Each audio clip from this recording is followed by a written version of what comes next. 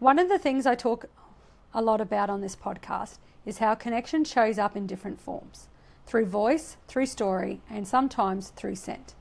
Today's guest, Kel, is someone who embodies connection in every part of her business, from the way she builds relationships to the way her brand makes people feel. Kel is the founder of Blackandles, Scents for the Senses, a luxury gifting and candle brand built on one powerful belief: people remember how you make them feel. She's a mum of 7, grandmother of 4, ultra-marathoner, creative, and a woman who reinvented herself through entrepreneurship, building a business that brings beauty, emotion, and intentionality together. I met Kel through BNI networking, and we've been bumping into each other ever since. What I've noticed is that everywhere we go, people remember Kel. That kind of lasting impression doesn't happen by accident. It's the result of showing up with purpose and connection.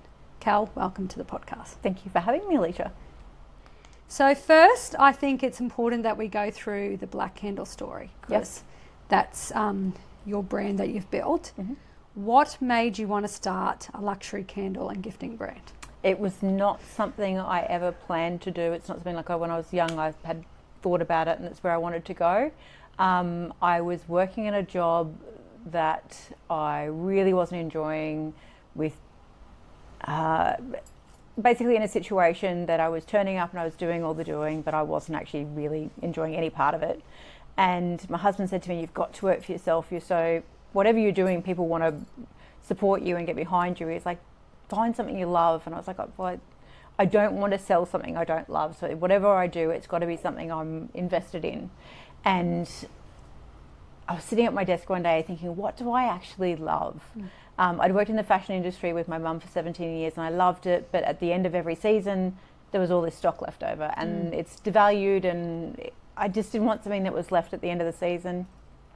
This day, when I was sitting at my desk, I looked around. It was like I had 3 bottles of room perfume and a diffuser sitting on my desk. It was like, well, I like beautiful scent. And so I went home and I said to my husband, "I wonder if we can do this." And I laughed at myself because I realized I went to my candle cupboard. I actually had a cupboard full of candles. So I was using it. I was like, "Oh, wonder how we can try." So we actually spent 12 months testing before we launched, because I wanted to make sure it was something that I was happy to have around my family. We've got obviously all the kids and animals, so it had to be something that was, not going to be toxic, as well as something that was really beautiful. So when you lit it the first time and when you lit it the last time, it smelled the same throughout the entire process. So when we were finally happy with the product, then we launched Blackandles and it went from there. That's exciting that you think, "Oh, I don't know what I love." And then something triggers it and then you realise you got a whole cupboard full of candles. It's like, duh. It's like that eureka moment that you go, yeah. I felt so stupid looking back at it. And even now it was like, and I actually know a few other clients that have got candle cupboards, and they are literally cupboards full of candles. And it's obviously a different situation now, but now I've got all these beautiful candles at home. I literally have candles depending on my mood, depending on the kids' moods, whether or not they're coming home from school and I want them to be able to focus, or, we can just have a bit of fun and have a few drinks with friends over. So there's always a different scent at our place, which is great. I love that. So how, you got a background in customer service? I certainly do. So how has that influenced the way you've built your business? Working for Mum, it was not like anybody I've ever worked for before in my life. She taught me the value of not selling people stuff for the sake of selling people stuff. And I think that's really important this day and age. Everybody's about targets and numbers and got to do this amount of dollars. But at the end of the day, if you sell something to someone and they go home and they're not in love with it, you don't have a repeat customer. Yeah. You've made a sale, but you don't have a customer. Yeah. And my journey through all of this, my experience is I'm better off to say to somebody, "Actually, I don't have what you need right now, but I'm going to give you a call when I've got it." And people start to learn, I'm not just trying to sell them something, I'm actually trying to help them find exactly what they're after and really meet their needs. And that has really translated into great relationship building with all my clients, whether it be somebody buying for themselves, for their home, or corporates buying for hundreds of clients. It's really helped me through business. I think that's important, and we talk, sales often gets a bad connotation to it, But it's like if you actually truly believe you're selling someone something they need and that they can use, you're not just selling them something. It doesn't feel like you're selling. It does not feel like I'm selling at all. And you enjoy it. Yeah. And then they don't feel like they're being sold to, and they enjoy it. We've all had buyer's remorse, and you go home and it does really put that negative feel towards that company. 100%. And one of the things that is my favourite thing about my business, and I was just saying to somebody earlier, it's not the bit that makes me money, but it's an experience that I really enjoy, is I'll meet somebody that I have not seen before. They ask to see my scents and they're almost a bit standoffish, and I'll explain to them, I'm actually not worried if they don't love the scents. Like there's scents in there that are not for me, but obviously they sell well, so I've got them in the collection. Yeah. And they go from being standoffish to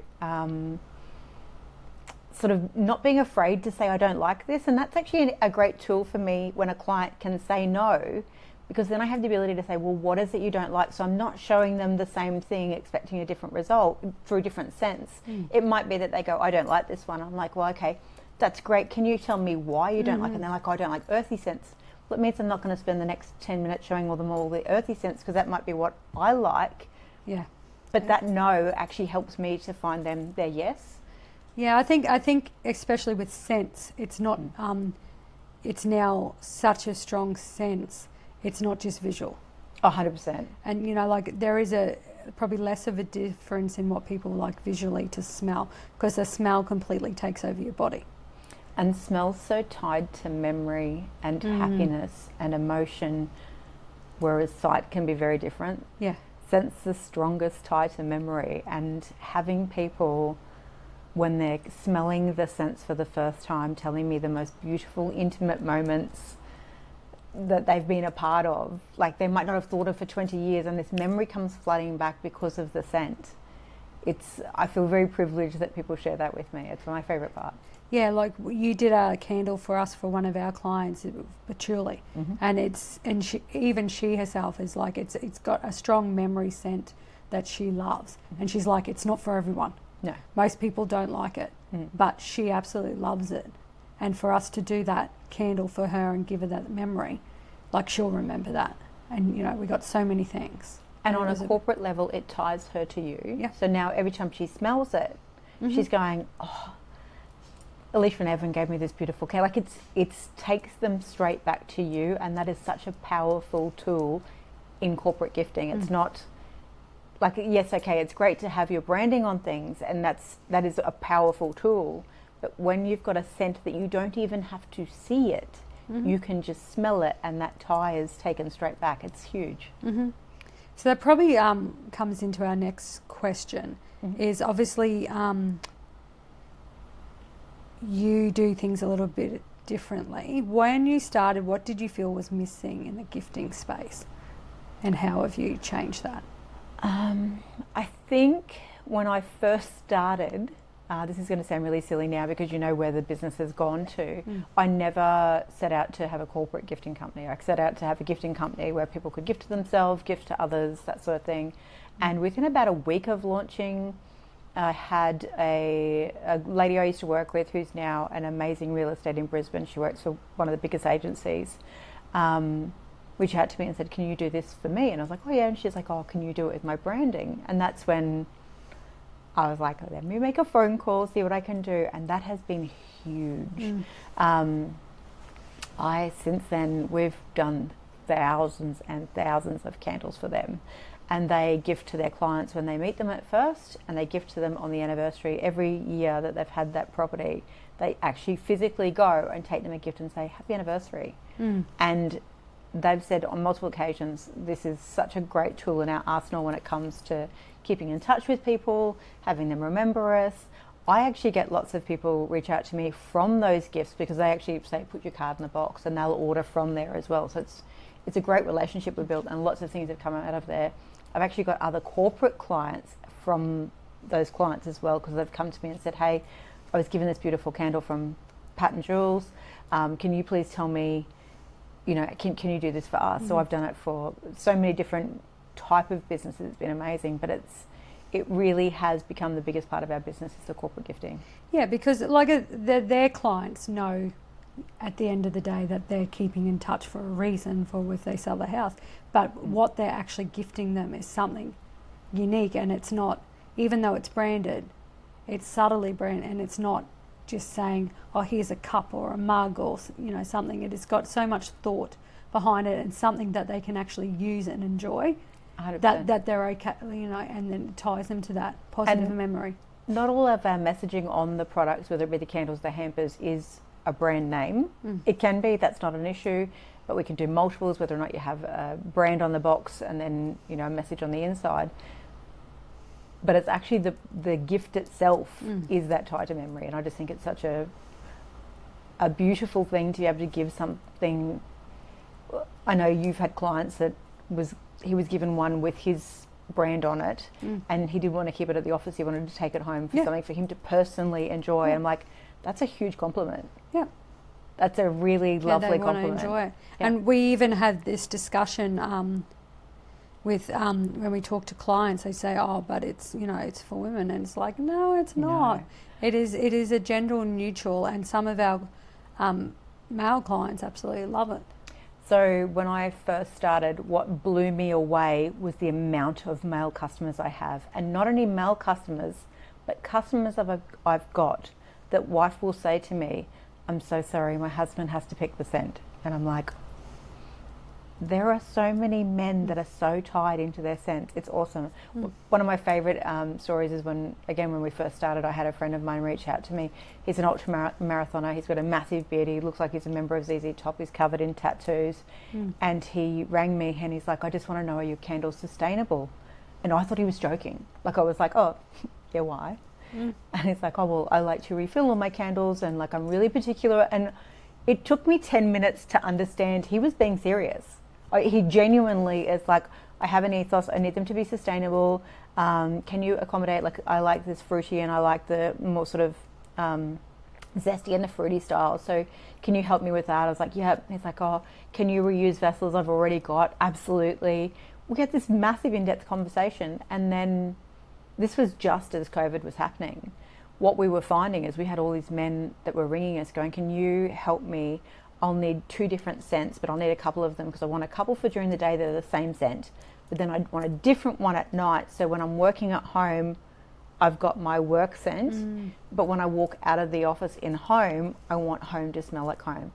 I was fascinated. I reckon probably 30 to 40% of our business is male dominated in our clients. And I think that's the thing, is it's like, probably you traditionally go back to candles. It was florally, smelly candles. As candles have developed, especially with your range, it really can be anything. It doesn't have to be a florally smell.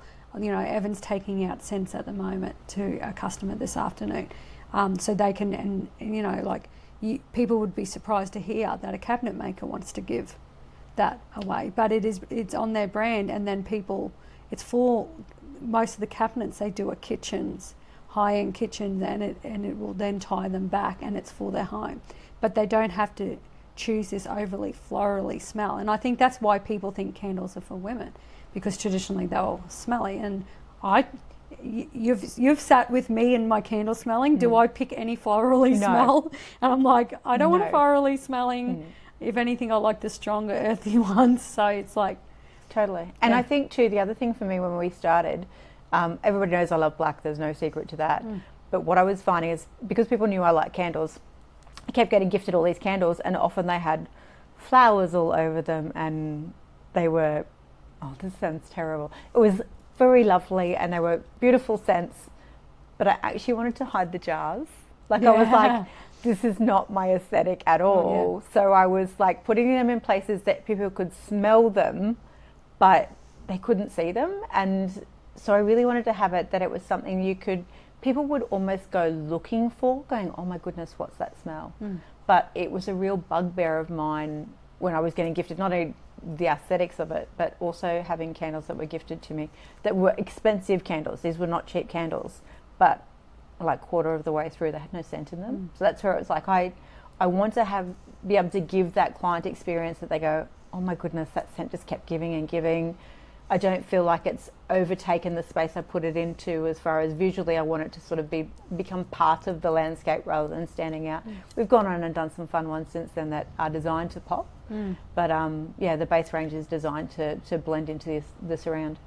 So that probably also leads into my next point of discussion, is that like I've heard you say that people remember how your candles make them feel, but how have you designed the experience that leaves that emotional imprint? And I think that's a big thing that you're talking about, is that you've designed a candle that actually lasts. Yeah, that was a lot of experimenting. It is, I geek out on it a lot, and I think, I've joked, and you would have heard me say, any idiot can make a candle, but it takes a special idiot to make a special candle. And I stand by that, because we've learned that the quality of the fragrance matters, the quality of the wax matters.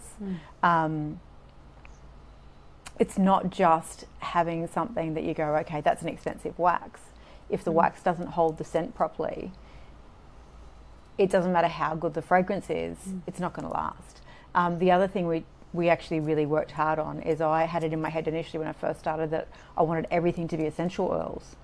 Well, it doesn't always work that way, because essential oils are very unstable. I only have, I think there's 3 essential oils in our candles. I do actually sell essential oils separately, but I only have 3 essential oils that we use in the diffusers and the candles. And the reason is the fragrance oils we have are the highest quality. They're non-toxic, they are floral based, but they're stable. When you get ones that are unstable, or you're using the wrong essential oils, essentially they can create fires. They're not stable, so the scent won't stay through it. So as an example, some of the essential oil, if it's one that's not highly flammable, what can happen with essential oil with it not being very stable is when you light it, the oil will actually naturally rise to the top of the wax. It'll go to the heat. Yeah, which is why I didn't understand before I started why I kept getting left with what essentially felt like a lump of wax, but it's because the essential oil would rise and burn out quickly. So the 3/4 of the jar was just wax. It had all evaporated. I also mentioned the other day too, and this was a learning process, was often when you watch TikTok or whatever, you'll see candle makers and they'll have the wick in the jar, they'll fill it up, they'll let it cure, but the wick's off center. So then they reheat the top of it, they pull the wax back up, so the wax that's soldered down the bottom will actually essentially hold the wick in place, and then they'll heat up the top just so they can get it back in the right spot. And it's lost the scent. smell.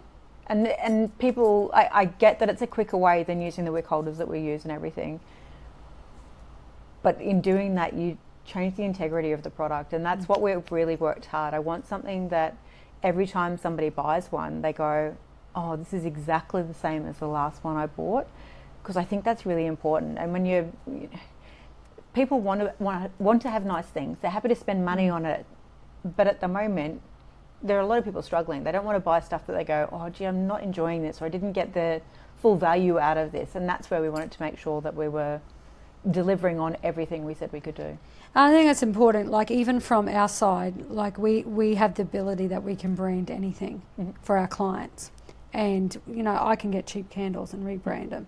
But my big thing about any sort of promotional or gifting or anything like that is it needs to reflect you and your brand and leave the feeling that you want them to remember of you. So if you're buying a cheap candle and there's no scent left behind and they're burning it and they're not smelling it, that represents on you.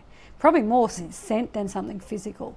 Oh, totally. And I think too, corporates especially, but when you gift something for the sake of gifting it and it's not a nice experience, then they go, oh, they just gave me crap. Yeah, it doesn't feel like a gift. Doesn't feel important. I wasn't important enough to get something that's lovely. Yeah.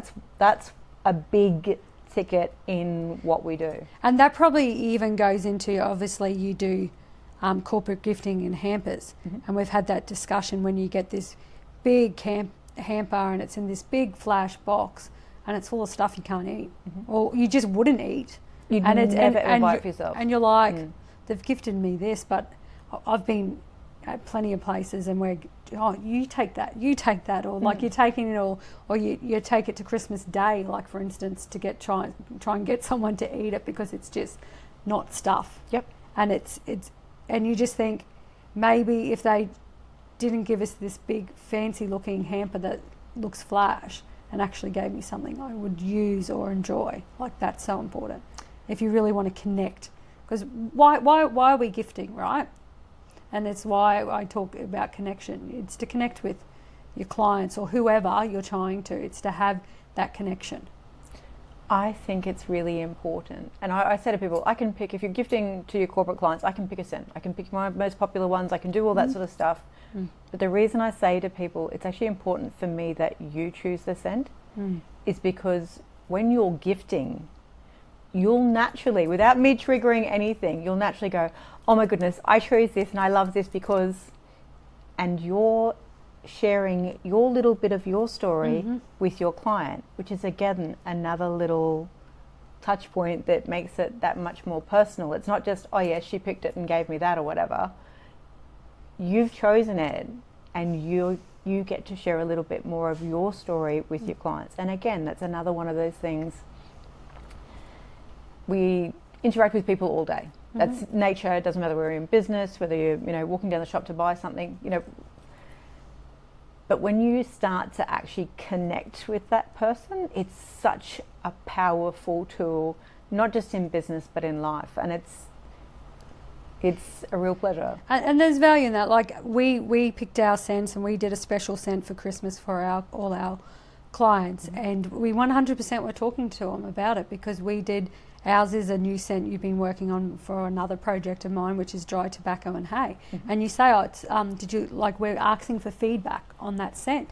And they're like, oh yeah, it was really good. And we're like, oh, it's dry tobacco and hay. And they're like, what? Like dry tobacco? Oh, like I really would not have but us knowing that, having picked on that, working on that, we were it wasn't just, here's a candle, thank you, bye. Like there was discussions, and we were then able to ask them for feedback, and then they're like, oh, I took it home to my wife and she loved it. So to actually get feedback, but us knowing and having picked that scent made us talk to her rather than just, here's your candle. 100%. And that's huge. Yeah. It's huge. So, I like to talk about connection. How do you feel that scent and helps people connect with brands in a way that digital can't? Because obviously everyone just goes digital, and I'm all for digital. We all have to do it. But how do you feel scent does it differently? Because we're born with an olfactory system, and again, this is not something I learnt until we all kind of know it. Because it's just natural. It's just natural. Yeah. But when I actually looked into the science of it, we're actually born with the olfactory system. It was designed for something completely different to what it's used for, what I use it for. So your body actually has an olfactory system, and originally, this is talking way back in caveman times, we actually carry, when we're doing our samples, you would have seen our coffee beans. And I say to people, after 7, please sniff the coffee beans. And the reason being is your brain, when it smells scent, it actually overloads and it turns itself off. Coffee beans refresh that and take it back to everything else. The reason that happens is back in cave days, there was obviously dead animals and all that sort of thing. So when there's too much scent, your brain has been conditioned to turn off. However, we're talking about today, when you've got beautiful scents, there's something in the olfactory system that ties it straight back to memory. So I will often get people, when I say about the most intimate stories, I don't mean, it sounds very quite sexual and a bit naughty, but I get people talking to me about how they had a friend in school and they'd go to their house and, this smell reminds me of, their beautiful family and all this sort of stuff. And it's really lovely when people take a moment to share that experience. About facing that is when you give something to somebody, your olfactory system is actually tied to that scent. So every time you smell it, whether it be in that candle or walking through a, perfume section at David Jones or Maya, automatically as soon as you smell that, their brains are wired to come back to that scent. And you don't even have to have the physical product. You don't even have to see the brand. They are tied to that brand through scent, and that's a very, very cool tool in your arsenal. Mm-hmm. And then like digital just flits by. Correct. Well, digital, when you see it, you've got that there it is, there it goes, but you actually have to see it to be triggered. Mm-hmm. Whereas with the scent, you don't have to physically be there holding that candle. I've got a lot of scents that are tied to high-end perfumes as well. Yeah. And people go, oh my goodness, I was in David Jones the other day and I walked past and it was like, that reminded me of that, your candle. It's like... And I think that's the thing with candles. It's also, they're not the smell. They have a physical product Totally. that has your brand. And I talk all the time from print and branding is that people interact with the physical product and when they touch. And that's why I love, we do our couture labels, that it's raised and they can sit there and they can touch and raise. So we talk about this range not just being scent, it's being physical, and it's all tied to you and your brand. Your UV labels have been game changer for us. Like I've always loved our branding and everything, but the UV labels have just taken it to a next level. And it's really interesting because I actually watch people. I'm very interested in seeing how people respond. And the physical touch, I watch them when they get the UV labels because they're so unique. I've not seen or felt anything like it. And I watch them and they stand there and they're almost stroking them while they're looking at them going, oh, I love this. And they can't help it themselves. It's great. No, and it is one thing I talk about all the time. So I really understand scent's different, but you put the physical so important too.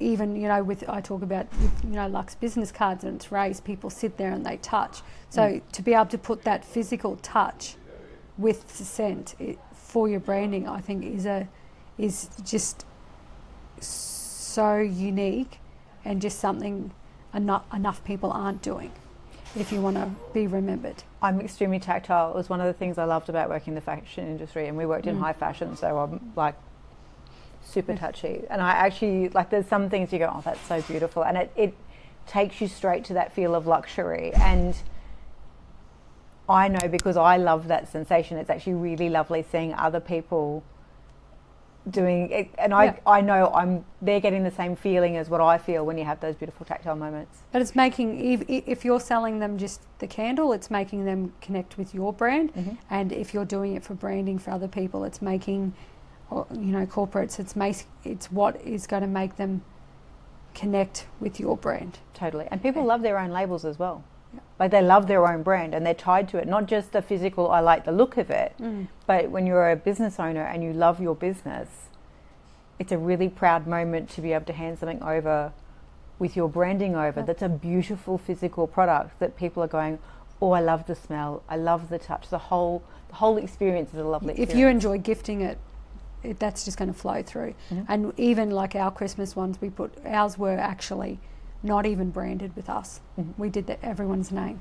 I put my country spin on it, but it was branded with it had their name, so it really was that. That's always also something I say. It doesn't always, could maybe put your branding on the box that you give it in or have a card, but if you make them personalised in some way, that they're going to remember it even more. Totally.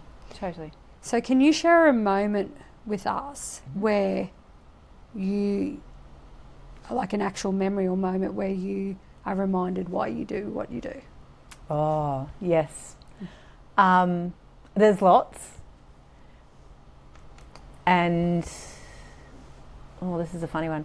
Because there's probably two that stand out, and I'll touch on them without going into them because they're both pretty emotional. One is, I obviously love our products, I love our brand, but we do keepsake candles. And again, this is a whole other layer of personal when it comes to our clients, because I sit with people in their best moments when they're planning weddings, and I make beautiful custom gifts for their bridal parties, for their, families to take home at the end of the day, and that's beautiful. But I also sit with people in moments of pain where they're going through enormous grief, and to give them something tangible to take home that they can light and spend time with and have their moments. I feel very privileged that I get let into spaces where people are very, very vulnerable, and they bring me in and I can give them something at the end of the day that they feel like they walk away with, and they've got a bit of light and something to make them have a little bit of peace. And it ties back to the other part. The other part is I lost my nan on her 95th birthday a couple of years ago, and my nan was like my best mate growing up. She was more than just a nan. And 20 years or so before she passed away, she had a massive stroke and she lost her sense of smell. So my mum very kindly used to take her shopping to the most beautiful perfume places, and she'd help her choose perfume that didn't make her smell like an old lady. She was like, I don't want to smell like an old lady, and I don't know what I smell like, and I don't want somebody to sell me perfume that I walk out and they see me as an old lady and I'm not an old lady. So my mum actually got her Jo Malone English Pear and Freesia, and for me, I have now experienced what people experience in that tighter memory, like massive. She's my greatest statement piece in my understanding of why it's so important. I actually have a candle with a custom message on it on my desk that's just about what she used to say to me. And every time I lift the lid of the candle, I don't even have to light it. The scent is so beautiful and so strong. It's like I can smell her perfume around me, and it kind of feels, it's going to sound weird, but it's like I feel like she's there, and that just is something that if all that I ever took from my business is that feeling, I reckon I'd have the best business in the world. And I think that's the power of scent, isn't it? Is that you can have a photo around, and it's not going to actually, you can see and remember, right? But it's memories, but it's not going to have that physical reaction in your body of the smell. And it's interesting because the custom message on there is something she said to me every time I used to see her for the last few years of her life. She used to say that to me every time as I was leaving, and I love it, and I love that it's there, but it's the scent that makes me feel better, without a doubt. So anytime I'm having a bad day, that lid comes off that candle in my office, and I just sit there with her, and it's because it's not just invoking a memory, it's invoking a whole physical reaction. It's a feeling. It's a feeling and physical reaction and feeling in your body. Yeah, totally. The way scent works. So next I want to move to branding, because I love talking branding. I get excited about branding. You've made me excited about branding. I can talk about it forever. Why do you think more businesses should use intentional gifting in how they connect with their customers and clients? I think I mentioned a little bit about it before. Again, it comes down to anybody can give a gift. But if you're not emotionally attached to that gift and giving something that's really got purpose and something that's really lovely, you're just giving something for the sake of giving. And the customer will feel that. You can't hide that. If you go, here's a box of chocolates or whatever, that might be nice, but 5 minutes later they've forgotten about the chocolates. They have moved on from it. They could not care less. If it was something that you stayed up all night and you made those beautiful chocolates, or you went to somewhere really special and you were like, you can explain to them that I want to give you this because it really means something to me and I want you to feel special. And I think that's where intentional gifting changes. This is where having a beautiful luxury product that the customer goes, oh my goodness, this is really special, and they did this for me, that leaves a mark. That's what people talk about when you leave the room. It's not just, oh, here's a gift. That's when they go, when somebody walks in and goes, oh, that smells beautiful, they go, would you believe I was tied to this client and this company, and they gave me this, and and then they tell the story that you tell them. Or they take it home. Yeah. Because it's actually nice. And even the way you explain that, it probably leads into what I wanted to talk about next, is what separates a nice gift from one that creates like real connection and loyalty. Because I know how I feel on the subject. Because I've always personally, when it comes to Christmas gifting or anything like that, so if you go back to a company I worked at before here, when I first started there, it was just like, oh, we give them bottles of wine. And I'm like, but not everyone drinks wine. Oh, well, then we'll give them some chocolates. And I'm like, we need to put more thought in this, because you really are just gifting and just giving alcohol or chocolate. Some people, there's a whole, I'll eat the chocolates and then I'll feel bad about the chocolates, or I just don't drink. Yeah. Or or if I do drink, I don't drink wine. So like, that's where I think your product is different and so unique, and so it's not a unique product, but unique in that space to go, this is, rather than do what everyone usually does. I think too, the other thing that comes to, not only have we got a quality product, but when it comes to our hampers, I've actually worked really hard and done a lot of testing. When we bring in other products outside the Blackandles range, I don't want it to be something you can walk into a Coles or Aldi or Woolworths and buy yourself any day. I want it to be something that you go looking for, going, oh my goodness, how do I get this? So all of the food and wine or spirits that we do put in, because people can customize it to meet their clients, is something that you go, oh my goodness, how do I find this? It's all made in Australia. Most of it's made here in southeast Queensland. There are a couple of things that I know I can't get the same level of quality as what I can get from down south, so I've sort of gone a little bit further afield, but it's all Australian made. Our wines are from Balancing Heart, which is out at Stanthorpe, and I can personally vouch for all of their wines. But again, if I've got customers that say to me, I don't want wine in my hamper, that's not a problem. But when we're bringing it in, it's not just a wine, it's something that's special. It is, and like if it's like, for instance, if it's a product you just don't normally go and see in the shop, you know that then some thought has 100%. Gone into it, like especially if it's more boutique style spirit. It's like you go, even though I've received a spirit, I can't just go to the shop and buy this. But what it also does, it allows you to collaborate with other businesses. And I love that. A lot of the reason I was so intentional about the products that we do put into the hampers is my husband works in an industry where he's gifted a lot of hampers. And he brings them home, and both of us will stand there and go, there's nothing there that is, like, they're massive hampers, they look beautiful, but when you open it up, it's like, there's nothing there that 90% of it we wouldn't normally eat. The 10% you go, well, that's a bit of a treat. It's like, but I could go to Coles and get that myself. And that was really where I started looking at when we stepped into the hampers, going, if we're going to do this, it has to be something. We work with a producer up the coast, Silver Tongue Foods, and they make these beautiful artisanal crackers. And instead of it being like normal crackers, I think there's like 6 to 8 in a box, but the crackers themselves are huge. They're massive, and it's designed that you can, have your dips and your jams and your cheeses. You can actually sit there when you're sitting around and break them up, and you've got your own that you can sit and break. And it's a nice experience to sit there and eat it. Not only is it a beautiful product, but actually using it is beautiful. And when we were bringing them in, I actually had some friends, and we had a couple of drinks, and I actually put a fair bit of food out and never told anybody what I was doing.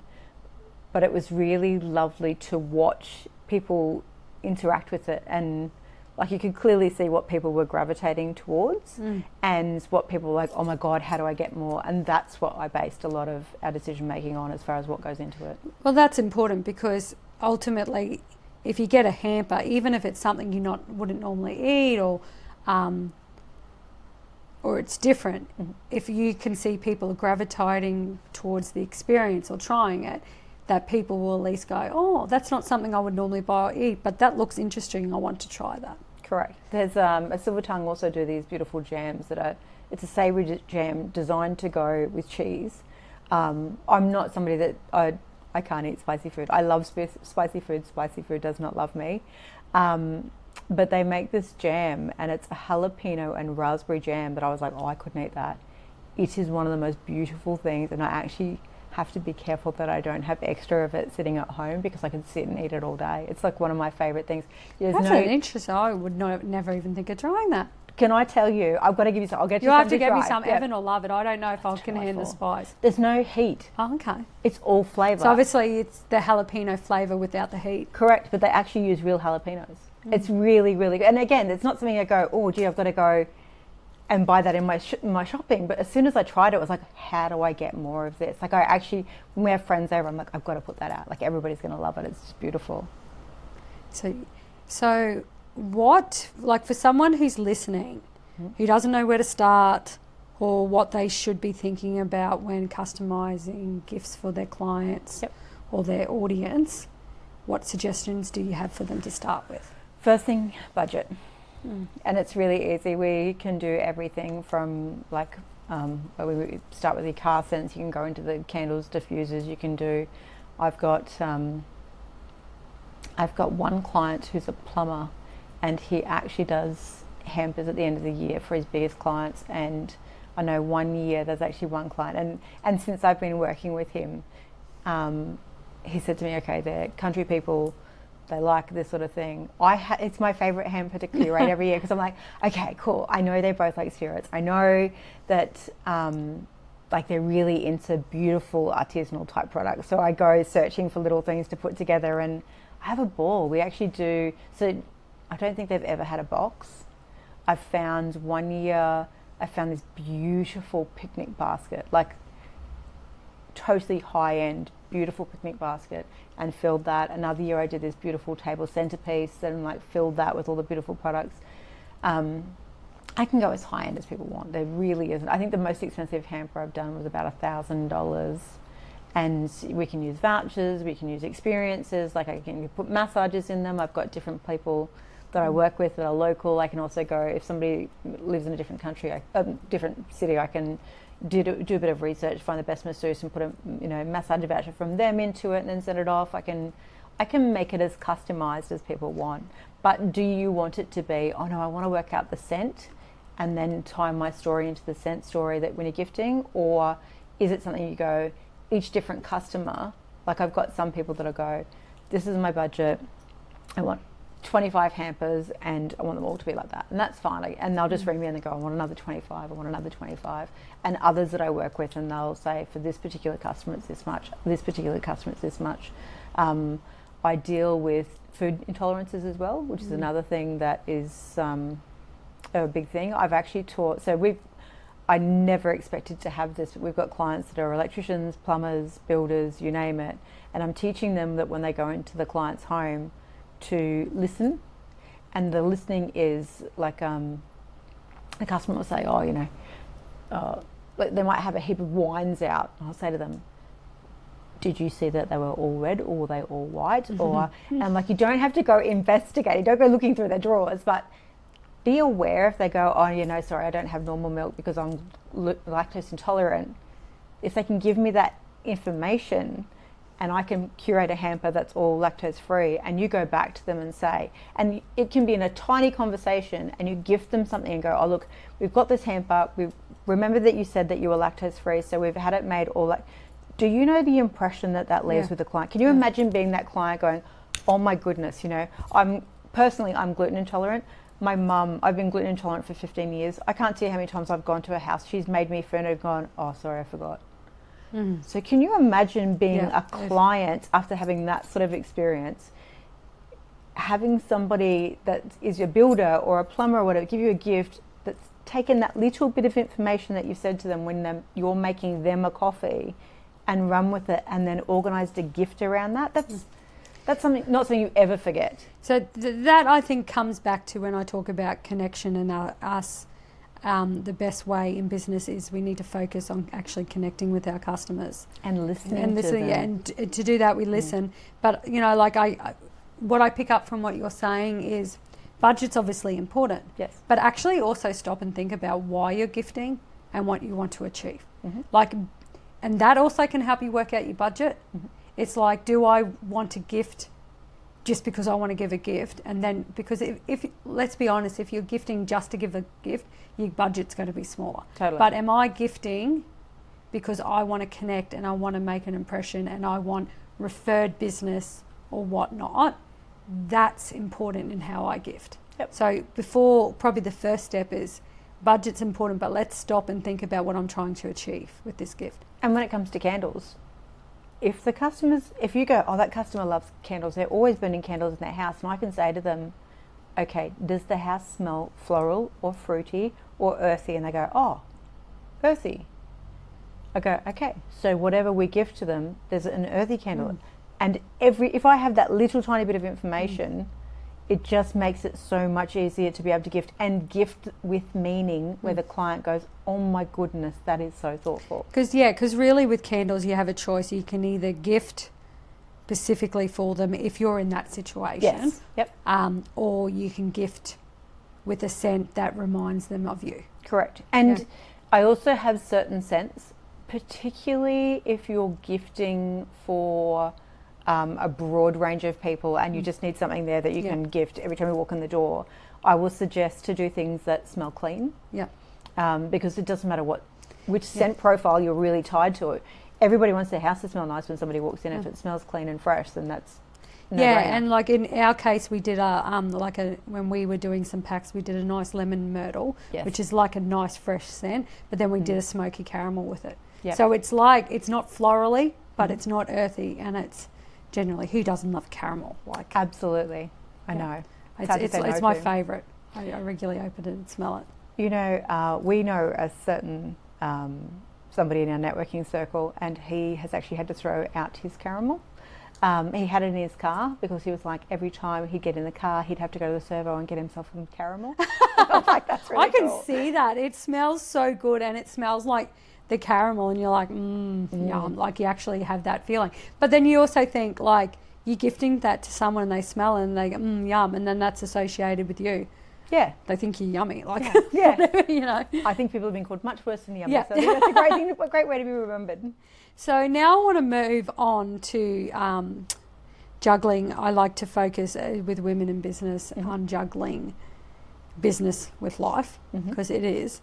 Like, yours is crazy. I think my life's crazy, but you're a mum of 7, a grandmother of 4. Like, you don't look old enough. Like, I'm a grandmother of 2, and I certainly, like, that's crazy. But you're also an ultra marathon runner, which is just, I just think, ridiculously crazy.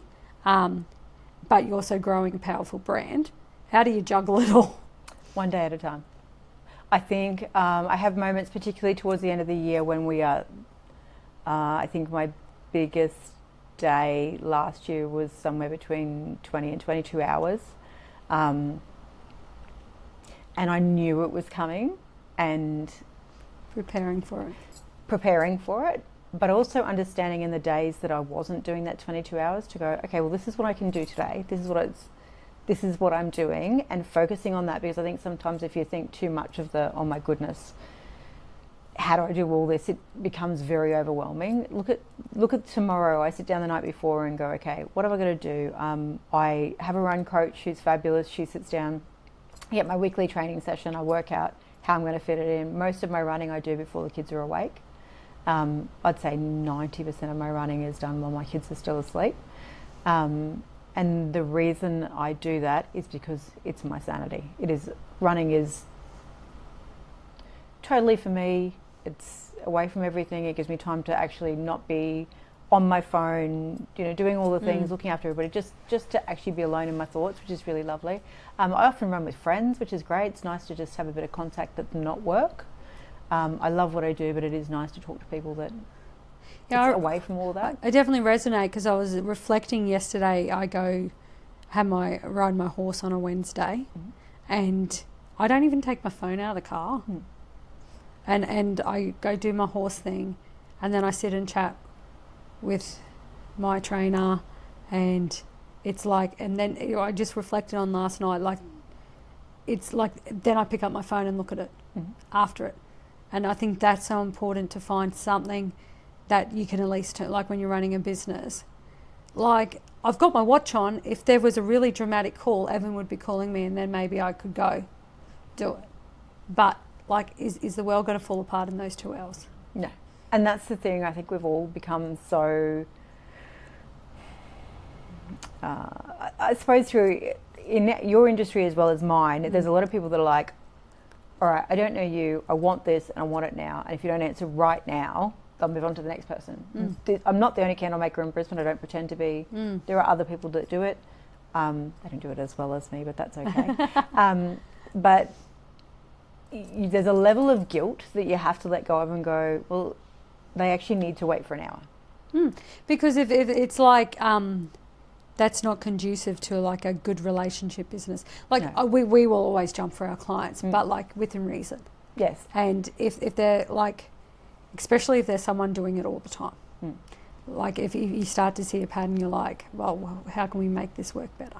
And I want to be there to service all my clients, but realistically, at the end of the day, what I've had to tell myself is they don't need a candle right now. Yep. It's okay. It is not a life and death situation. I am not a doctor. I am not going to save somebody's life. I will be able to help them. That's no problems.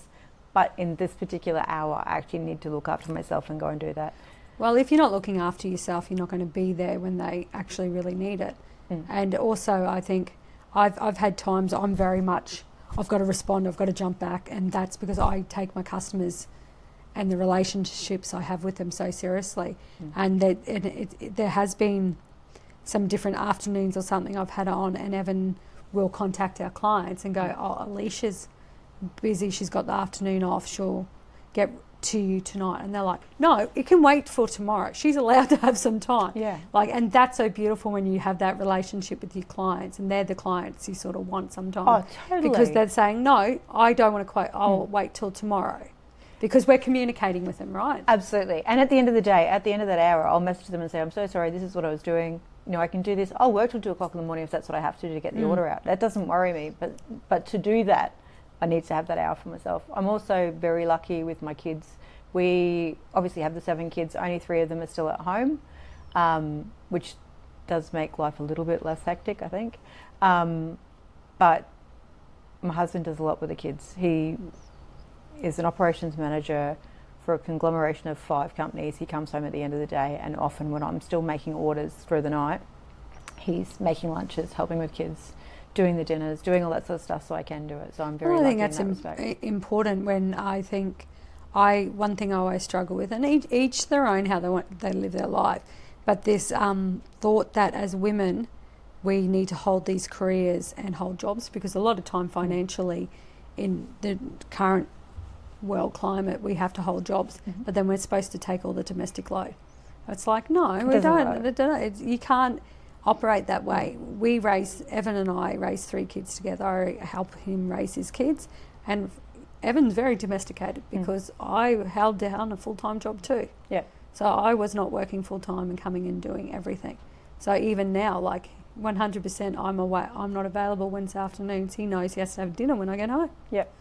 And I think that's really important. And I know there's probably an imbalance in our house at this point, because I've only just recently brought somebody in to help with the manufacturing side as well. But I think Steve has the ability at the end of the day to close the door and go, that's my day done. He'll still do emails or whatever sometimes at the end of the night if it needs to be done. That's never a question. When it's your business, it's different. You don't have that ability. Yeah. And he's very aware of the fact that I'm doing this to better us. Yeah. It's not just, I'm just working for me. Because I'm guessing, business, you know, also at times it can be flexible.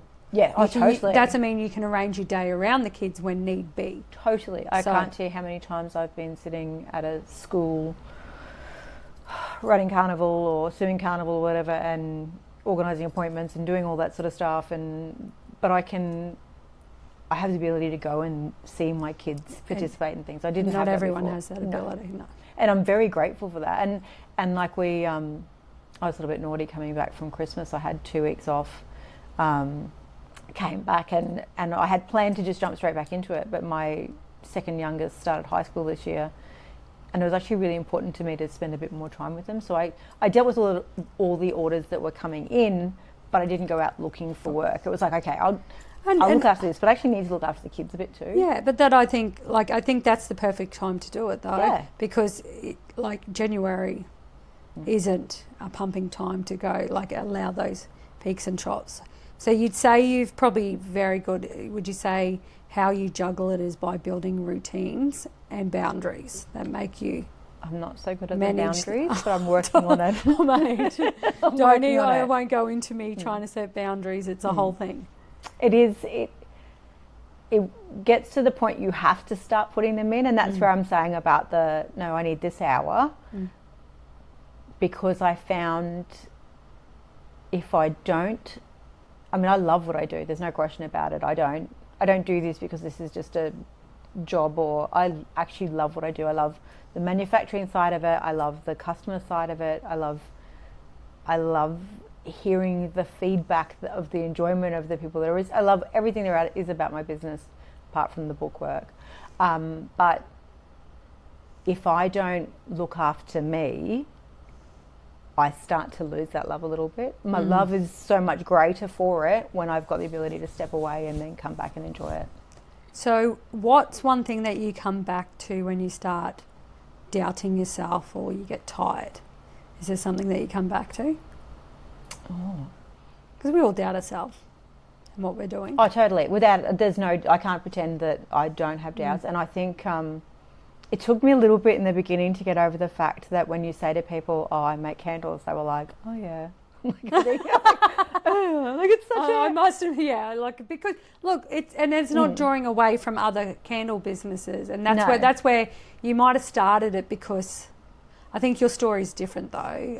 You might have started it as candles, but you've gone into, it's become more than just a little candle range. Whereas some people, it is just their side passion, right? Like something they love doing, they love putting the scents together, and obviously you've got to do something with them. You can't use all the candles yourself, so you sell them, and it is sort of more like a passion hobby. Totally. And probably it's probably a business that traditionally has been that, but you've not done that with it. No, and I think even like I laugh because I actually can see people.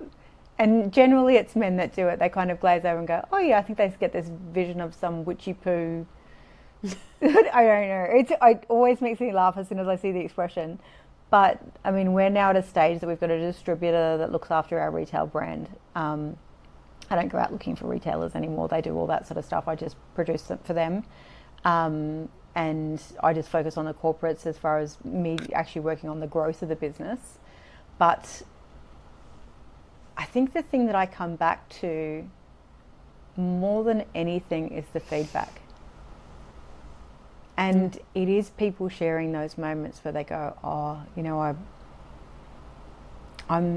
I love going home and getting in the bath and putting a candle on or walking in the door and putting my candle on in the kitchen and just unwinding with the end of it. Like, I love that people genuinely enjoy the experience of our products. It's not just again, I've got a candle. It's hearing those stories that make me go, I wish I could do this on such a bigger scale, that those experiences are experienced a lot more by a lot more people. That's what I keep coming back down to. And I know our product's good.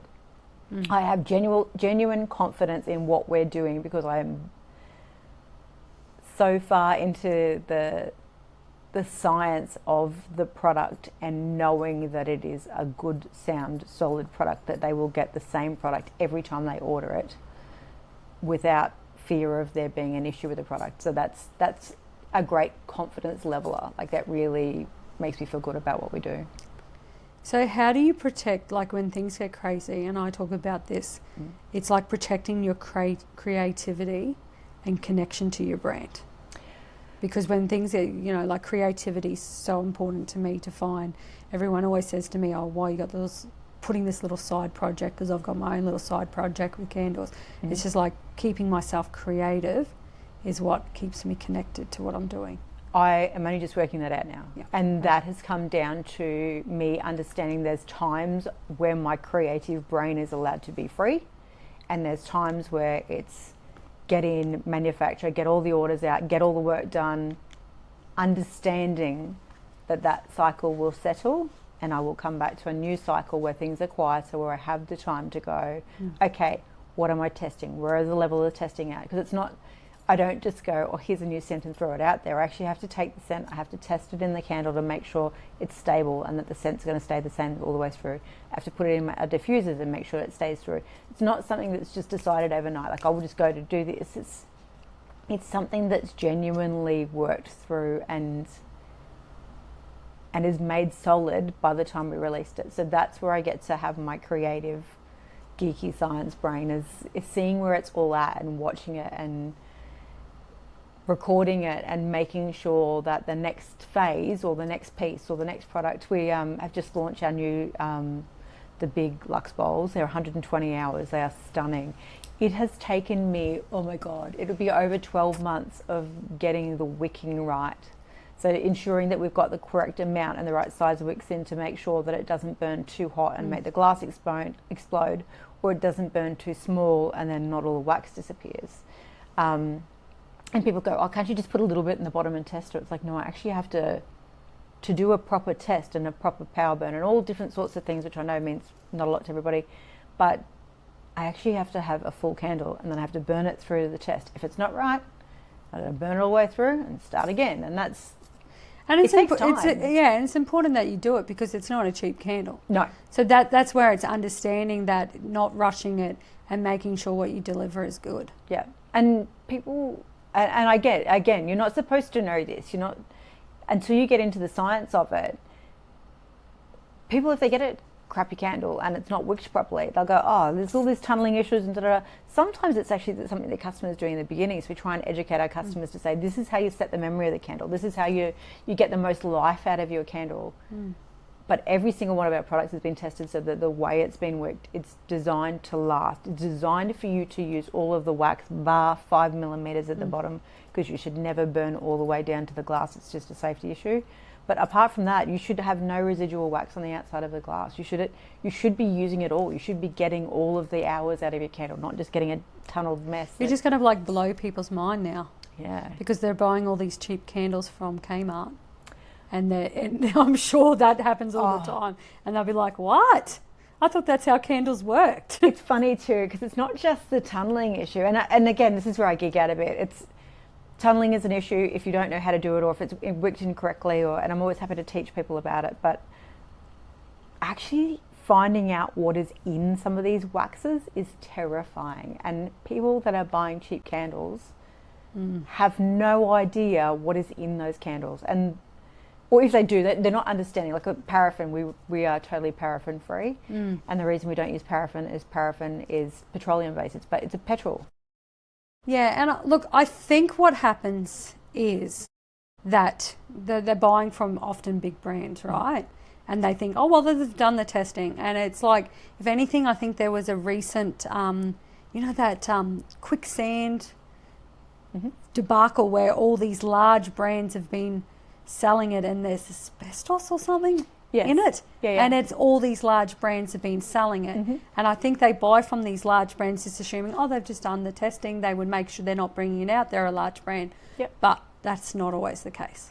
We have actually had the wax we were originally using and have been using since we started is actually, the company that's doing it is no longer doing it, which has been terrifying for me because I was so happy. So we've had to do this mass amount of testing through our busiest period, which I thought I was going to fall in a heap over. But I've finally found one that is not only sustainable, it's non-toxic, it holds the scent all the way through. It's only coconut and soy. There is no palm, no paraffin,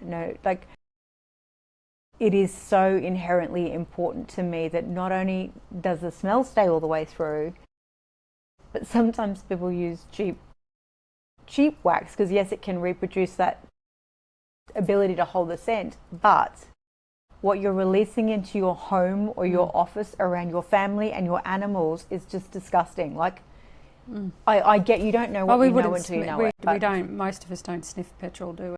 No, and because it's bad for you. Correct, and it's actually I know it's in a different form to that wax. Yeah. So you actually don't realise that that's what you're getting, but that's not what I want to. Number one, I don't want it in my home to be manufactured anywhere near my family.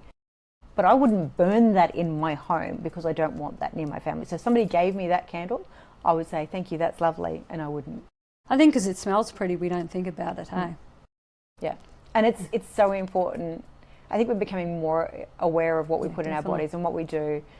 But there's 0 point going to the gym and doing all this sort of stuff when you come home and you're burning rubbish it's carcinogens. There's all this sort of stuff that I just don't understand it. But well, we're educating them. Absolutely. I have to get you to do some more videos educating on them. I can do that. So I met you through BNI, and like I said, we seem to cross paths all the time. And what obviously always stood out to me is that I'll mention you now and people know you and they remember you. So that was, I think, what was important that I bring you on is because you're obviously very good, and that comes back to connection, right? So what do you think makes someone memorable in the networking space? I don't think I realised till recently why I tend to be remembered. And it's actually a few people that have said things to me recently. I was like, oh, I think there's so many people that are racing in a networking situation. There's a lot of people that race in, and they're so quickly to tell you about what they do. But I'm genuinely interested in people. Yeah. Like I want to know about your business. Just communicate. Yeah. Like, tell me about your family. Like, what do you do? Like, what do you do when you're not at work? Like, because I like people and I like to be able to know and learn, and I genuinely enjoy hearing about people, and I think that also stays with people. And I didn't know that was a powerful tool. I'll generally talk about things other than business. Yeah. Yeah, absolutely. Like obviously the business comes up and you'll mention it, but I think it's you need to connect with them, like, and have your energy connect and connect as people. It's interesting too. I just had a client that ordered for the first time just before Christmas. They're a corporate client. I met them not long after we first started, so maybe 5.5 years ago.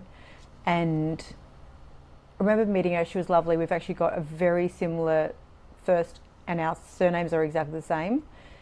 And I met her, and at the time she was like, oh, look, I really love what you're doing, but it's sort of not within my budget, blah, blah, blah. That's fine, no worries. And she called me just before Christmas, and she's like, okay, look, we'd love to act on it. And I was like, what? sorry, who are you?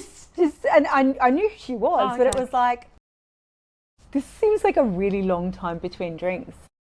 But it turns out in that whole time, it was something she was working towards.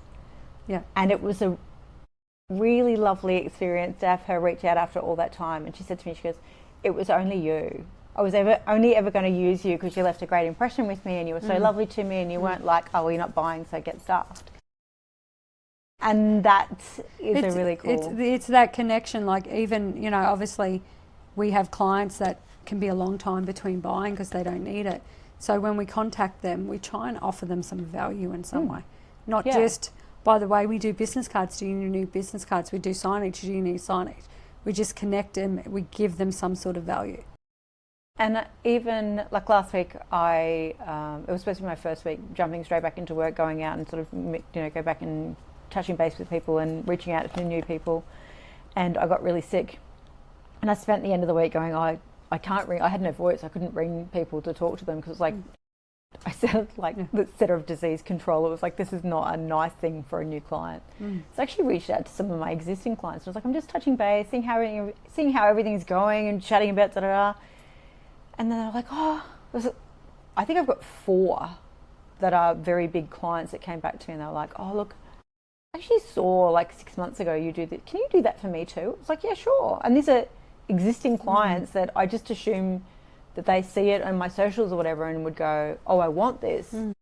But because I had 5 minutes to go, let's have a chat, that gave them, and it was a real eye-opener to me going, oh, I actually really need to keep touching base with new products. And I think, again, that's a great weapon to be able to have the time to be able to sit down and go, hey, what's working for you? What's not working for you? What can we do better? Do you want to change something? And it was a really, really cool exercise. Yeah, we've even been doing it with our brand strategy sessions now. It's like, let's actually sit down and think about the strategy behind, because we're not here just to sell you products. No. What can we offer or suggest for you that's going to work, or is what you're doing works? And we've sat with someone, it's like, there's not much more you can do, like this works for you type of business. But when it comes to, like, I think even in the networking, is like we do a lot of it too. And in one of the realms of the networking, they use pull-up banners and stamps. So we actually wrote an email out, and it wasn't saying buy a pull-up banner. It was saying you're going to this, but you're not maximising it. Why? It was like, you know, I think that's important, and that's what I talk about, value. So, you know, you say you're not actually making the most, and it made them stop and think, you know what, I'm actually not. You're not just trying to sell me a pull-up banner. You're pointing out that I'm spending all this time doing this and I'm not maximising it. And I think too, people are starting to finally understand the intentional, lovely gifting, the impression that's left. I don't think that was something that was really Because gifting's traditionally been, we chuck them a hamper at a certain time, but and that's why we've brought your products in too. It's like, because it's your brand, and it's like think out. I'm very big on, if you're going to do, I guess what you call promotional items, you're not just doing it in bulk and they're cheap and they're throwaways. Like, let's be intentional about it, do less of them, and actually make an impression with what we're doing. Yep. And target who you want to gift. I was talking to a solicitor earlier today, and we're talking about they want to do hampers for their referral clients, which I think is great. Referral partners, I should say. And I said to them, they deal with wills and estates, and I said, okay, have you considered, and again, that was another thing when I slowed down last week, I was like, okay, what other services can I offer to people that are different from what they're coming to me requesting?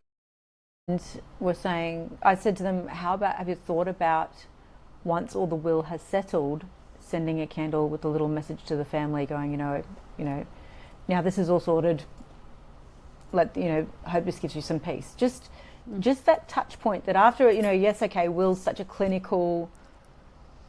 Yeah, put something into it. That actually makes it a bit more personal. Yeah. Because when you step away from it, that person has to deal with something that's so, clinical is the wrong word. It's almost a mechanical. This is dealing with a will, it's not. It's a horrible time, and often there's conflict as well, and then you've got complex relationship. If you can do something that, and I imagine a solicitor, you got to stay so on business to settle it. Then if you at the end show a human side, it's a random act of kindness. Yeah, because in that moment you have to do your job, and we all hear, I'm sure it'd be they show no emotion or whatnot, because they shouldn't. But if you then showed that emotion at the end, it humanises the interaction. Now it's all settled. And from that client's point of view, you've been through an emotional experience. You have had to deal with I'm going to use the word clinical for no other better word, experience of, okay, this is yours, that's hers, people emotional, other whole other level. And then there's an act of kindness. What do you think they tell their friends about? Yeah, exactly. They're going to remember, and that's where referrals come from. Correct. Yeah. And that tie to memory of, in my hardest moment, this person did something because they were thinking of me. And it's not flowers. No. Like, that's even, we had a family we grew up with, and their head of the family passed away, and it was like, Mum, you've got to send something, because we were a small town. They lived beside, she lived beside my grandparents for the whole of our childhood, so there's that attachment there. But I'm like, we're not doing flowers, Mum. Flowers just die, people move on. So we did a personalised candle for them as well, and that's that connection, and they'll have that for long term. I think the other nice thing about the keepsake candles is, traditionally all the keepsake candles have been a pillar candle that's been printed on, or it's got a wrap, and it just sits there. It's a dust collector. Because we use the vessels and they're fully sustainable and refillable, you use it.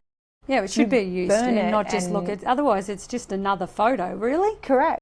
And it becomes a part of. Again, it ties into that beautiful memory of that person, and then they can refill it. It's not a fear of, I don't want to use it because then it'll be gone, and just use it and then refill it. I did a little message in a card that said, when you need to think of her, or on an anniversary. Yeah, that's really beautiful, and something that people genuinely remember.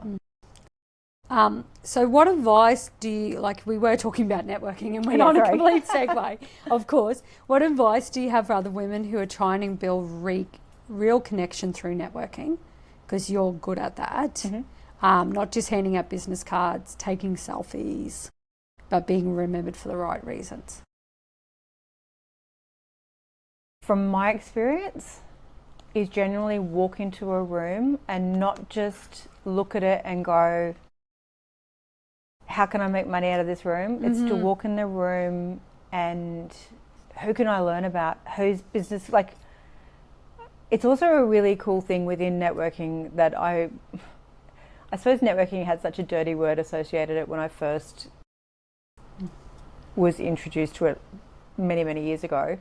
Now I actually look for people that I'm not looking for clients. I'm looking for other people that I might be able to connect into my circle, whether it be through collaboration or, it sounds really silly, I have so many friends that call me when they need a plumber, an electrician, a shirt printed, whatever, because they know I'm connected to good people. So when I walk into that room, I'm not necessarily looking for a sale. I'm looking for connection. I'm looking to learn about people. As I said, I genuinely enjoy talking to people, and I think that's a big key. I really am looking for people I can connect with, not just on a client level, but on a level where I can find a way that I can help them, or they can help my friends or my circle. I think that's important. It's like, how can I go in this room and add value? Yes. Totally. Instead, it's and I think because you're naturally a people person, but not everyone is, right? No. And I'm actually an introvert, and how I do it now is just like you just go into a room and trust that your energy is just going to match the right energy in that room. Yes. Instead of seeking everyone out and think I have to talk to everyone, the person I'm meant to meet in this room and talk to, and our energies are just going to find each other, and you put that with adding value. You're not viewing, because if you're not someone that if you're a generally nice person, if you think, oh, well, I'm adding value in some way, it doesn't feel like networking, does it? Not at all. And I think if you go looking for clients, it's exhausting. And it also comes across that you're looking for clients. Yeah. And I don't enjoy walking into a room with that mindset. Actually don't. It takes away from the experience. It's also pressure. Absolutely. It's like the pressure and so I set an intention now, and it's just I have to connect with one person.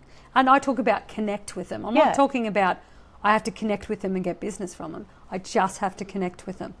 And it's funny because some of the best connections I've made in rooms have not necessarily bought a single thing from me. But the best connections in those rooms have said to somebody, oh my God, I met this amazing chick. Would you believe she does corporate gifting, blah, blah, blah, blah, blah. And then I'll get a phone call. I have a funeral home down in Victoria. They've got 2 in New South Wales, I think, and 1 in Victoria that's become clients. I have no idea how they found me.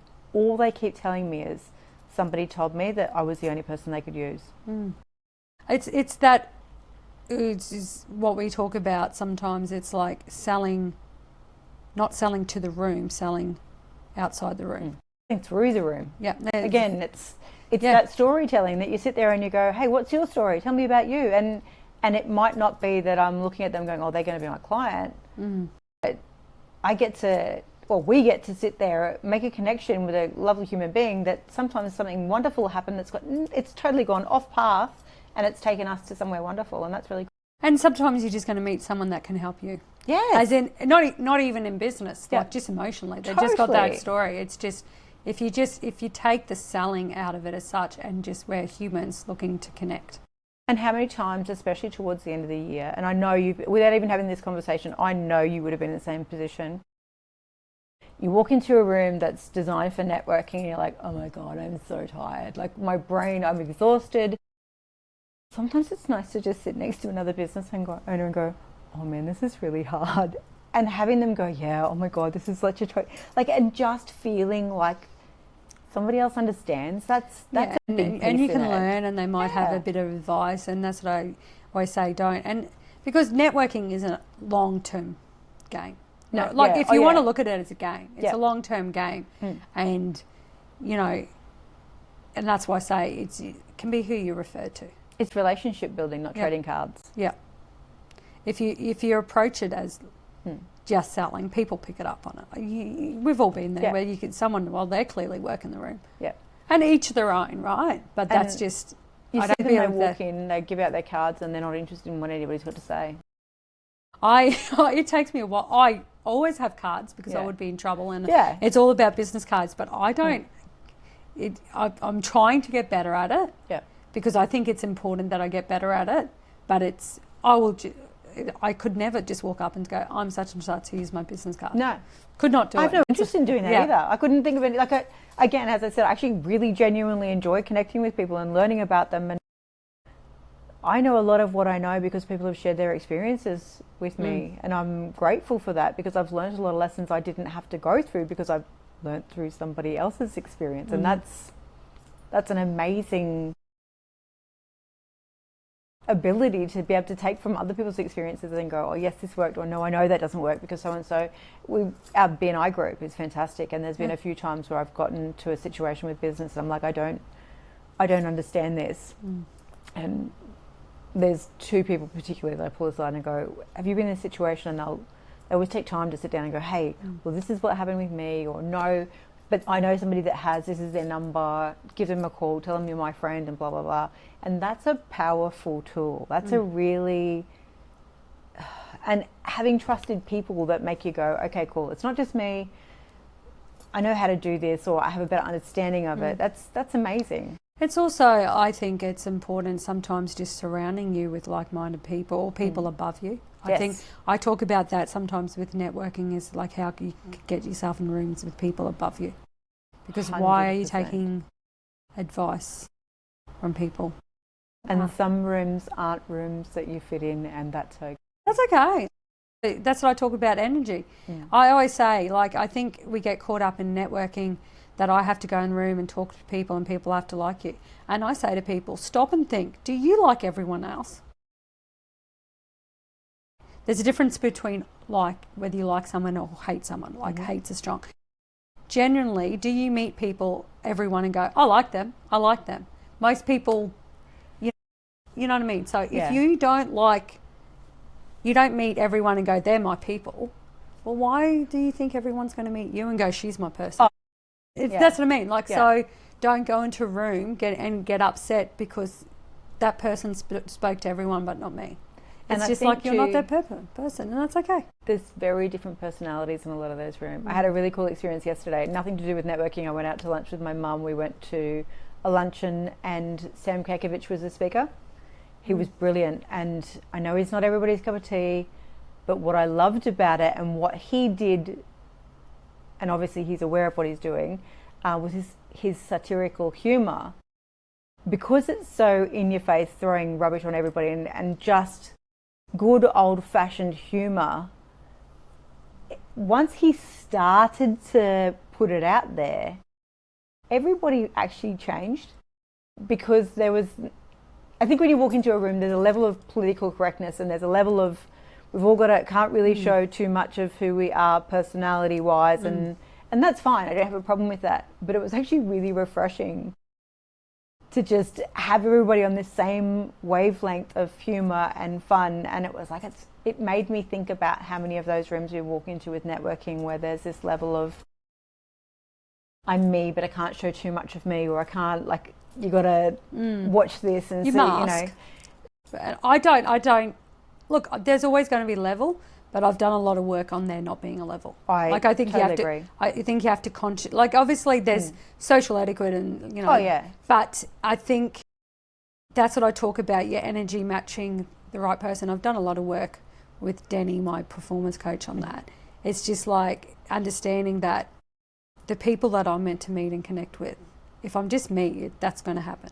Because if you're not being you and then you make a connection and you meet up, well, is it the right connection if they're not connecting with you? And like, you that's don't some deep thinking for you. Want those connections? That's what I mean. Like, that's what I say. If people aren't your people and they don't like you, well, then maybe they're not meant to like you, because you don't like everyone else. So they're not for you. Yep, totally agree. So you obviously built this business later in life. Not that I like that later in life. It's not that late. I'm a million years old. What gave you the confidence to go all in? My husband. And it was funny because it was a two-part side of that story, because I left the job that I hated. I took some of our renovation money to set up the business, which I had a massive knot in my stomach about. I'd never spent that much money on anything not even that much on my car at that point. And he put full faith in me to go and do this. When we launched, it was about 2 days after COVID happened, and I thought, oh my God, I've thrown all this money away. Like, I was just, I felt sick, and he was like, just go, just try. If it doesn't work, you go get another job, it'll be fine. And we hit the ground running. COVID was one of the best things that happened in our business because people were home and they wanted nice things at home. They couldn't go out, so they wanted nice things in their home. So we hit the ground running, which was awesome. But I was still really nervous about, the world was very different. Like, we launched in March 2020. It was literally as it happened, we happened. So I wasn't quite sure what was going to happen. And I had a friend of mine reach out, and he was starting a business, and I told him that we were about to launch, and he said, oh, I want you in my business. And I was like, oh, no, I'm doing this anyway. He convinced me to work with him. I could work my own hours and I could do all this, and so I sort of had another little job that turned into a massive job. We grew his business massively for a few years, and then I went, I can't keep doing both. So about 6 months ago I left that, and now it's all about growing Blackandles, and it's been going great guns since then. So it had always been growing organically, but I wasn't going out looking for work. Now I'm at a stage, it's like, okay, now I need to grow this. If this is my full-time gig, I've got to go and grow this. So I'm all in. It's interesting that you say that it's your husband, and I think that's a recurring thing. Sometimes us women don't have enough faith, because I don't think I'd be doing what I'm doing if it wasn't for my husband, because I was presented an opportunity and it was like, I can't do this. Why am I doing this? And without his support saying you can do that, I don't think I would have. Obviously I could do it. Oh yeah. But like and I think it's probably a thing that us women struggle with a little bit more 100%. Than men. Men just like, oh yeah, I'll go do it. And I think too, before Steve and I were together, I was a single mum, and I was the solo breadwinner for quite a long time. The idea of not having a full-time income was terrifying, and it's something I've really had to let go of to be able to take the leap, because I was paid well to do what I was doing. And your own hours sounds great until your business is growing so much that you're working all the hours on that and not sleeping. But there's peaks and troughs, right? You've got to ride the peak of long hours to get to the point that, okay, now I can change my resources to get into the trough, and that's just business. Totally. And I think I had a realization that I was spending more time on making sure I had this guilt inside me working for somebody else, that I had to be performing and doing all of the things and not missing anything, that I wasn't putting myself out there to be looking for more work. More work was organically coming to me through Blackandles. I actually had to put the other one down to spend the time to go, okay, now I've got to go and grow this. Not just do it, but grow it. So, and I love what I'm doing and growing it. It's awesome. So you would say along the way you faced some self-doubt in your journey? Lots. How did you move through it? If I say gin, that's a really bad answer. Each their own. No, I don't mind some gin. Steve's definitely been a massive supporter in everything that we do, and has given me a lot of confidence to keep going and to just push through it. I think that anybody that says to you in business that they haven't had self-doubt is a liar. I don't think that there's a single person that's just gone yes and not for 1 second going, oh, is this right? I think if there's no self-doubt, the risk isn't big enough. Yes. You know what I mean? Or, great point, yeah. Or I was actually watching, I'm into obviously horse riding, and there's a guy called Clinton Anderson, who's very controversial, and he talks about the people that have too many resources, like they've come from a resource heavy, whether it be family or whatever, and if they're doing business, in his way, he's talking about horse training. There's not enough on the line, and it's not scary enough. So they don't actually go all in because they've got too much resources. Sometimes you've got to have a lack of resources, or there's got to be a big risk to really, and if you're not doubting, oh, should I do this? It's probably, you got too many resources that it doesn't scare you. Yeah, I totally agree. That's a great way of looking at it. So what other advice would you give to women if they're thinking about, I don't know, quitting their job and reinventing themselves or backing themselves, really? Because that's what it is, isn't it? It's going, I can do this, and backing myself. And I'm, to a certain degree, I think, I'm worthy of this too. Yeah. And you know what you've put into it. It's really easy for people to go, oh, just do it. And there's a part of me that wants to say, oh, you should just do it and it'll be all great. But if you love what you do, then you really should do it. Like I think that passion translates into something magical, and that sounds so whimsical and so silly, and I understand that people will go, oh yeah, whatever, but watching other people become passionate about our products, not just because our products are great, but because I'm passionate about it, is such a really beautiful enabler and motivator, and I love that. And I've got a lot of, especially corporates, that come to me and they go, oh my God, I get such great feedback, and I'm so grateful for what you're giving me the ability to have with my clients. So and then they help me to grow into other corporate avenues as well, which has been fabulous.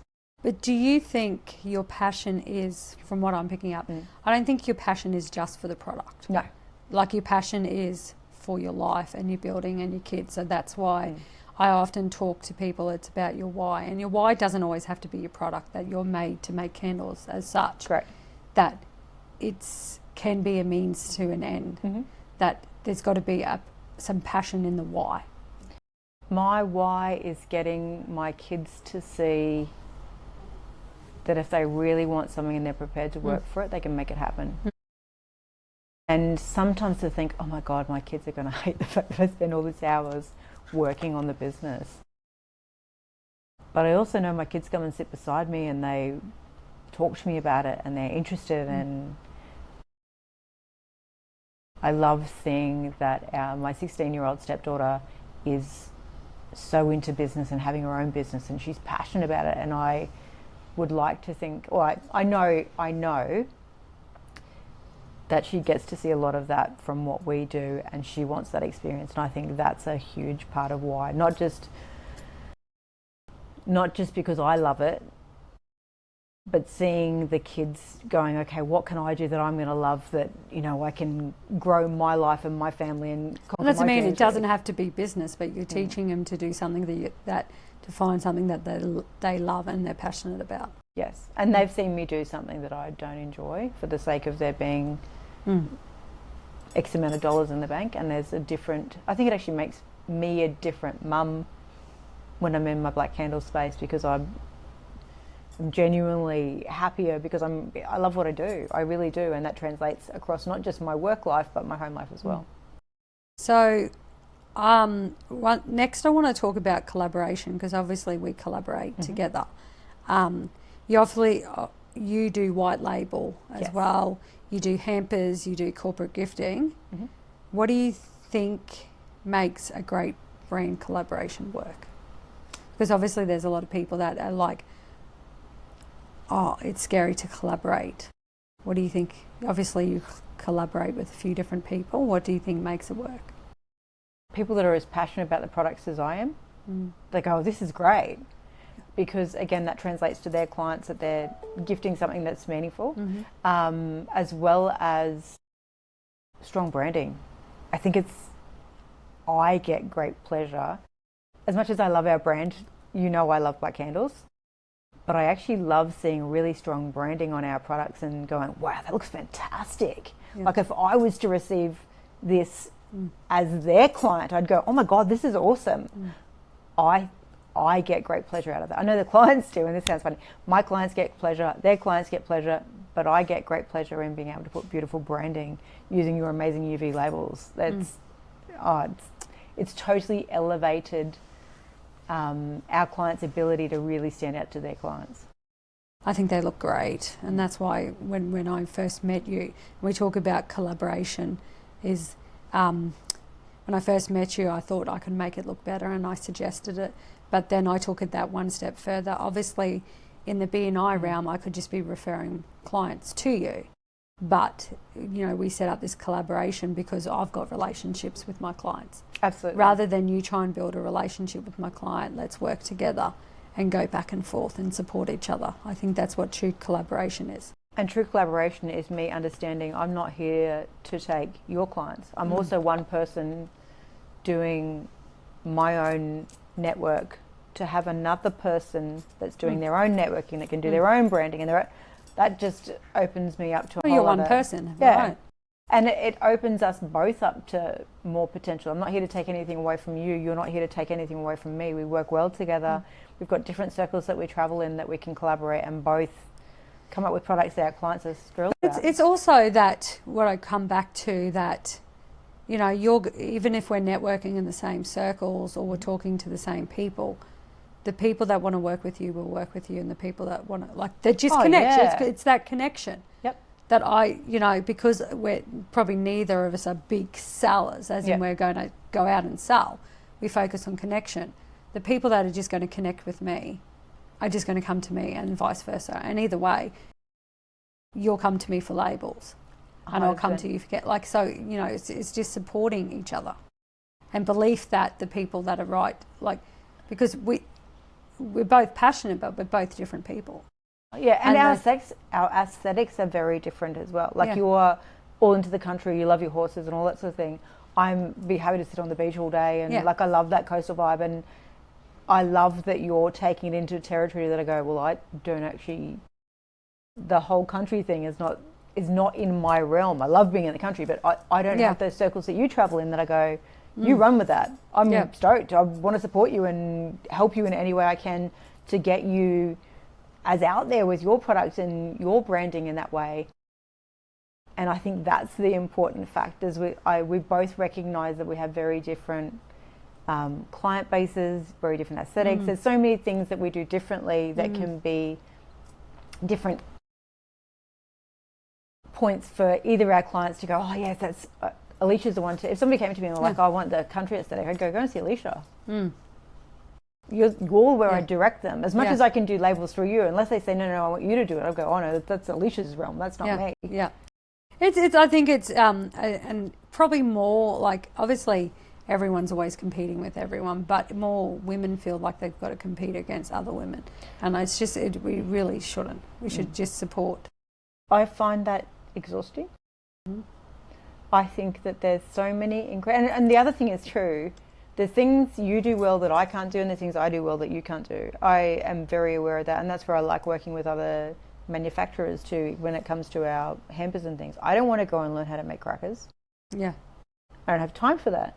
It's not my job. I would not have the patience to make a candle. Yeah, and that's where it comes down to. Mate, I got a headache smelling all the scents. Like, no. It's funny, I forget. I think there's a part of me, because I'm so entrenched in scent, that I forget sometimes how much scent I can be laid with. One of my favourite experiences, and it freaked me out at first, and I know it freaked other people out, is we've obviously got kids in school, and I think I've told you this before, I go in the new preppies every year, come up and they sniff me, and it's confronting because there's kids I don't know all sniffing me, but it's confronting for other people that are like, why are they smelling her? What is going on? It's like, no. It's because there's so many different scents and so much layered scent. It doesn't actually smell like one thing. So I think it kind of confuses them because there's so much of it. But it is really cute going. They seek it out. As adults, we're taught not to do that. But as kids, they're like, what is that? And it's really funny when I see it happen every year. So I got some quick fire questions for you to finish off. What's your favourite scent in the Black Candle range? Oh, it's like asking a favourite kid. Today, I'm going to say Brazilian Breeze. That's the thing. It's like, you can say today. And that's the thing with scent. It's like, it's very personal, but also very dependent on mood, isn't it? Oh, 100%. And because I've got so many different ones, I literally can have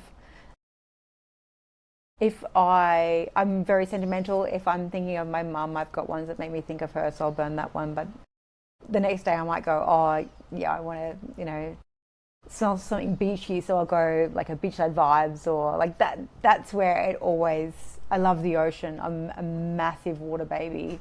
So to have scents that are beach based, that's often my go-to.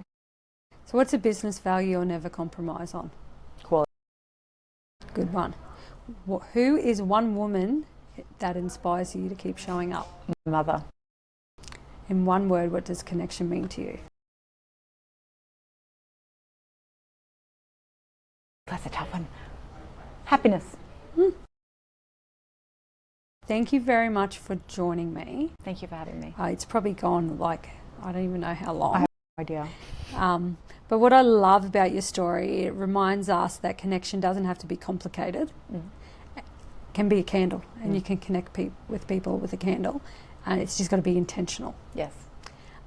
So whether it's the scent of a candle, the thought behind the gift, or the way you show up in a room, it's the little things that make people remember you. So thank you for sharing your journey, your honesty, your commitment to elevating everyday moments through your brand, because I think that's what you do.